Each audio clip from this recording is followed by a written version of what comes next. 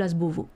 Juges, policiers et gendarmes souhaiteraient que le ministre fasse preuve à leur attention d'autant de volonté et de célérité que lorsqu'il fut question de la répression des opposants au mariage entre personnes du même sexe, de la condamnation des spectacles de données ou de la criminalisation délirante d'un geste irrespectueux.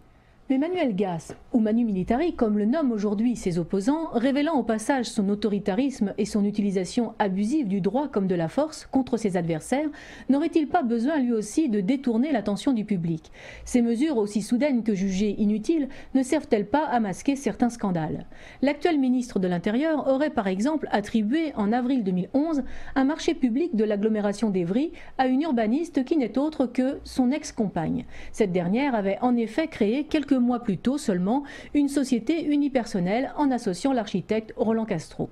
Un candidat non retenu malgré sa proposition moins élevée s'étonne de certaines modalités de l'appel d'offres et de faits troublants. Ce dossier n'est qu'une des nombreuses affaires qui entourent l'ancien maire d'Évry, mais aussi l'actuel ministre. Comment expliquer les raisons obscures qui ont empêché l'arrestation d'un franco-israélien responsable d'une vaste escroquerie à la taxe carbone qui a fait perdre à l'État français entre 1,5 et 1,8 milliards d'euros, et ce malgré les 4 mandats d'arrêt délivrés par des juges français et son interpellation sous une fausse identité à l'aéroport de Roissy-Charles de Gaulle. En Russie, des ministres sont démissionnés et des oligarques emprisonnés pour moins que cela. Alors force est de constater que la justice, pour Manuel Valls, c'est comme les auberges espagnoles, on n'y trouve que ce que l'on y apporte. Et il y en a encore qui s'étonnent quand, on l'en dit, on dresse le lit de la révolte.